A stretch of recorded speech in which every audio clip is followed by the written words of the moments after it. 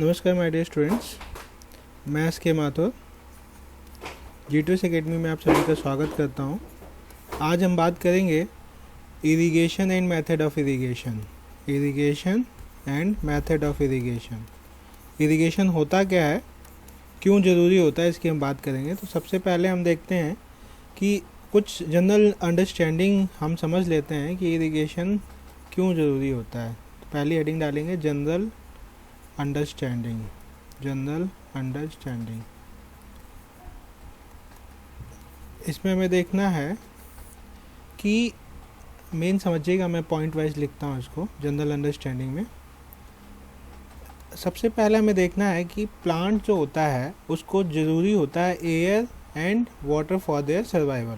तो पहला पॉइंट हम लिखेंगे, plants require water and air for their survival. Plant requires water and air for their survival। उनको जीवित रहने के लिए पानी और हवा ज़रूरी होती है, फॉर सर्वाइवल। अब अलग अलग प्लांट को अलग क्वांटिटी ऑफ वाटर ज़रूरी होता है अलग अलग समय पे, जब से हम उसको उसका सीड डालते हैं और जब तक वो फुल्ली डेवलप नहीं हो जाता। तो ये पॉइंट लिख लेंगे, different types of plants requires. पहले इसको समझ लेंगे, फिर हम डेफिनेशन बता देंगे इसकी क्या होती है। Require different quantities of water and at different times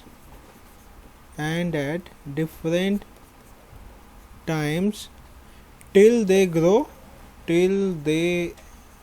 up completely। जब तक वो पूरी तरीके से ग्रो नहीं हो जाते हैं तब तक अलग अलग पेड़ को अलग अलग पानी अलग अलग समय में चाहिए होता है, और वो आपका अलग अलग क्रॉप में अलग अलग अमाउंट ऑफ वाटर हो सकता है। हम आगे देखेंगे कि इसको हम उसको डेल्टा क्रॉप ये सब कहते हैं कि कितना पानी चाहिए, वो सब किसको कितना चाहिए होता है। क्रॉप ईल्ड और प्रोडक्टिविटी क्या होती है वो भी बताएंगे।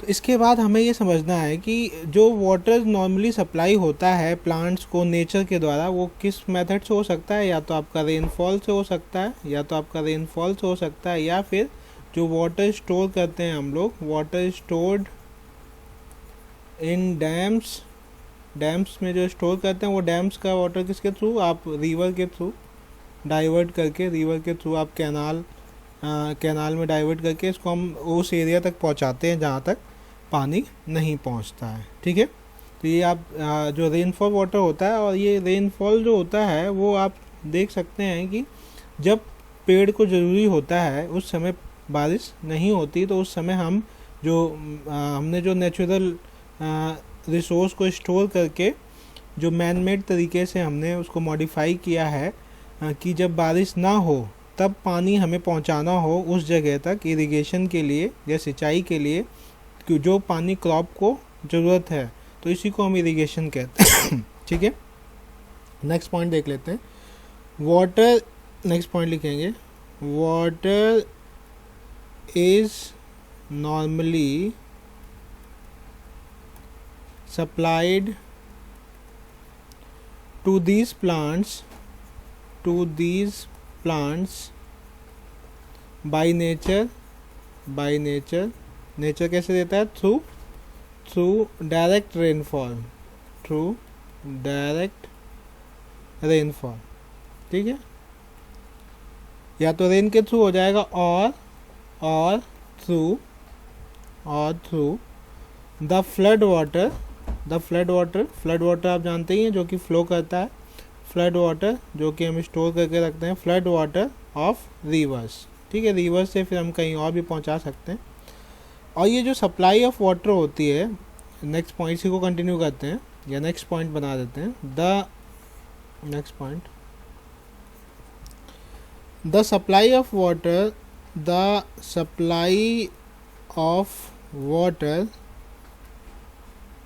by nature does not match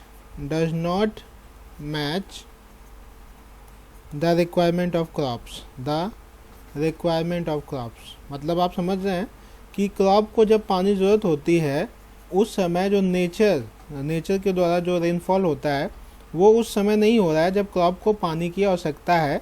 तो उस चीज़ में हमें किसकी ज़रूरत होगी, इरिगेशन की ज़रूरत होगी। ठीक है, तो जब क्रॉप्स को पानी चाहिए उस टाइम अगर उसको नहीं मिल रहा है नेचर के द्वारा तो हमें अपना मैन मेड तरीका बना के वहाँ तक पानी पहुँचा के उसको सिंचाई करना पड़ेगा। इसी को हम इरिगेशन कहते हैं। ठीक है, तो इसी को कंटिन्यू करते हैं।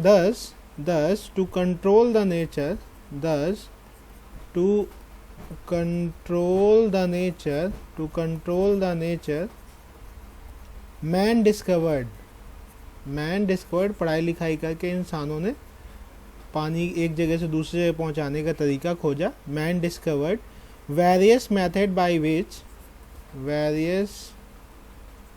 Methods by which the water can be stored during the period of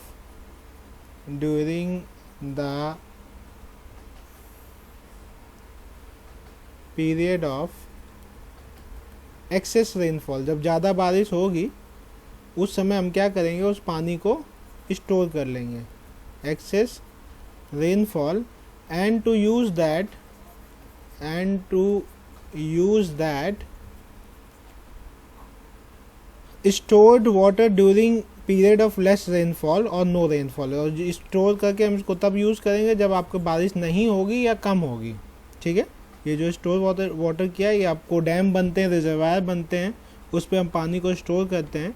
तो अब वो स्टोर्ड वाटर को हमें यूज़ करने के लिए किसी एक मीडियम की ज़रूरत होगी एक जगह से दूसरी जगह पहुंचाने के लिए। ठीक है, तो use that stored water during period of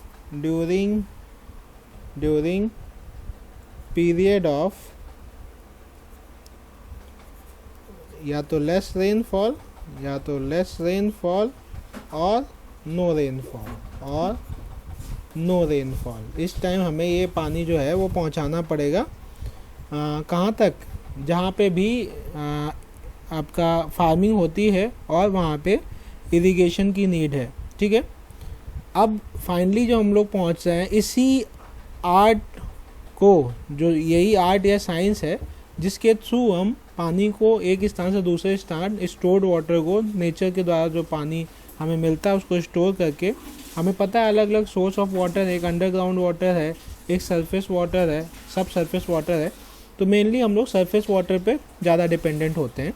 ठीक है, नेक्स्ट पॉइंट लिखेंगे the art of the science by which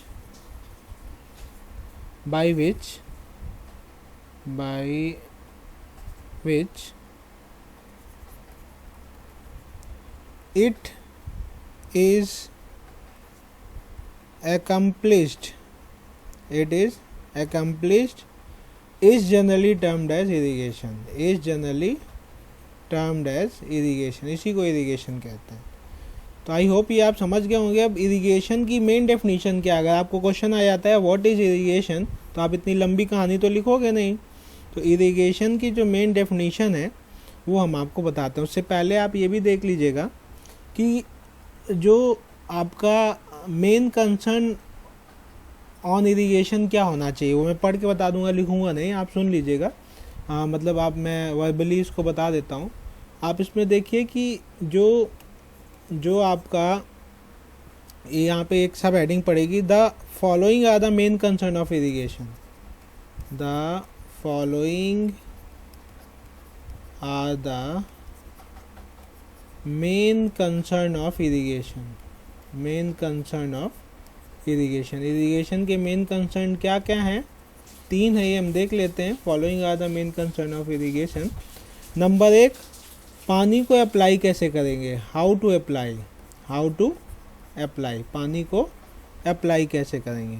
इसका मतलब क्या हुआ, what should be the method of irrigation, जो आपके मेथड के इरिगेशन के मेथड हैं वो कौन कौन से होंगे, जैसे आपने पढ़ा होगा border flooding method, furrow irrigation method, sprinkle irrigation, ठीक है, drip irrigation, etcetera and etcetera. तो आप पानी कैसे देंगे, how to apply. Number 2, how much to apply, कितना आप पानी आप ज़्यादा दे देंगे तो जो क्रॉप सड़ जाएगी। हाउ मच टू अप्लाई, कितना पानी अप्लाई करना है, अभी हम बताएंगे कितना।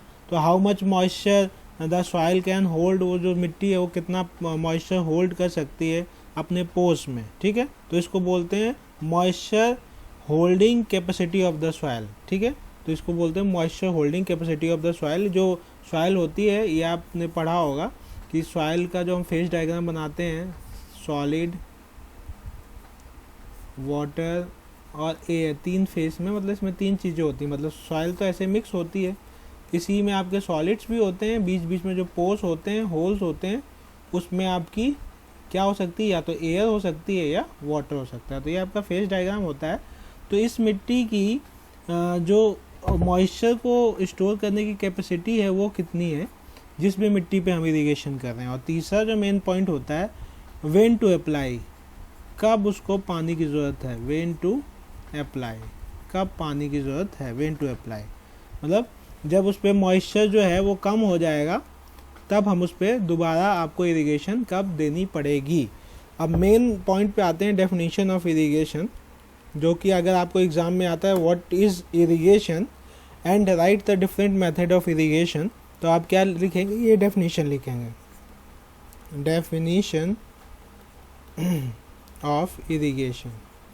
ये तो मैंने समझाने के लिए बोल दिया, अगर आपको डेफिनेशन नहीं याद है तो आप जो मैंने ऊपर बताया है वो पूरी पॉइंट्स लिख सकते हैं। जो बताया है कि आपको नेचर के द्वारा, जो नेचुरल नेचर है उसके द्वारा जो हमें पानी मिलता है रेनफॉल के थ्रू, अगर वो क्रॉप को जब पानी चाहिए उस टाइम बारिश नहीं होती है, तो नेचर के द्वारा ये दिए हुए पानी को हम स्टोर कर लेते हैं, और स्टोर करके लोगों के खेतों के पास तक पहुंचाना, इसी को हम इरिगेशन कहते हैं, ठीक है। तो डेफिनेशन क्या लिखेंगे वो हम लिख सकते हैं, ये इम्पॉर्टेंट है, इसको कॉमास में। इरिगेशन में भी defined as, irrigation may be defined as the science of artificial है ना, क्योंकि हम लोग स्टोर करके फिर डाइवर्ट कर रहे हैं। आर्टिफिशियल एप्लीकेशन ऑफ वाटर कहाँ पे, to the land in accordance किसके अनुसार, in accordance with the crop requirement, in accordance with the crop requirement. Crop को जितनी रिक्वायरमेंट है वाटर की, उसी अनुसार हम जो है वाटर को स्टोर करके वहाँ तक पहुँचाएंगे, ठीक है। Through out the crop period, crop period क्या होता है आपको पता है, जब से मैंने क्रॉप को कल्टीवेट किया है तब से, through out the crop period for full fledged nourishment of the crop, मतलब ये जब तक वो पूरी तरीके से क्रॉप जो है डेवलप नहीं हो जाती है और हार्वेस्टिंग के लिए रेडी नहीं हो जाती है, तब तक हम क्या करेंगे, तब तक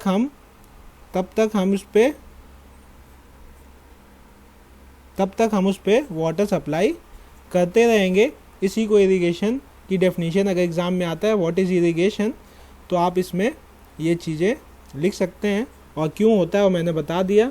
तो ये आप देख सकते हैं इसमें, फिर से मैं एक बार रिपीट कर देता हूँ। इरिगेशन में भी defined as the science of artificial application of water to the land, ठीक है, in accordance with the crop requirement throughout the crop period for full fledged nourishment of the crop. जैसे आपकी body है, आप human being है, baby होता है छोटा सा, उस बेबी को नरिशमेंट चाहिए होता है। हमारे लिए क्या होता है, फूड या मिल्क हो गया, रिसोर्स ऑफ एनर्जी। वैसे ही जो प्लांट है, जो प्लांट हमने कल्टीवेट किया है, उस प्लांट को भी वाटर और एयर की रिक्वायरमेंट होती है, वाटर एंड एयर। और जो इसको न्यूट्रिशन चाहिए होते हैं वो सब इसको किससे मिलते हैं, जो न्यूट्रिएंट चाहिए होते हैं वो सब इसको सॉइल के थ्रू, जो इसमें सॉइल होती है उसमें वाटर और एयर के थ्रू ही अपना फूड खुद बनाता है। तो आपने पढ़ा ही होगा। तो इरिगेशन हम यहाँ से समझ चुके हैं कि इरिगेशन होता क्या है और डेफिनेशन क्या है इरिगेशन की। मैं इस पे आगे नेक्स्ट वीडियो लेके आऊँगा जिसमें मैं आपको बताऊँगा कि क्रॉप ईल्ड और प्रोडक्टिविटी में क्या डिफरेंस होता है। क्या बताऊँगा नेक्स्ट लेक्चर में, क्रॉप ईल्ड, इसका क्वेश्चन आता है बहुत एग्जाम में, क्रॉप ईल्ड और प्रोडक्टिविटी में डिफरेंस क्या होता है, क्रॉप ईल्ड और प्रोडक्टिविटी में डिफरेंस क्या होता है। आज मैं इस वीडियो को यहीं क्लोज कर रहा हूँ। आई होप ये वीडियो आपके लिए यूजफुल होगा। Thank you for watching this video and keep supporting to us. Thank you.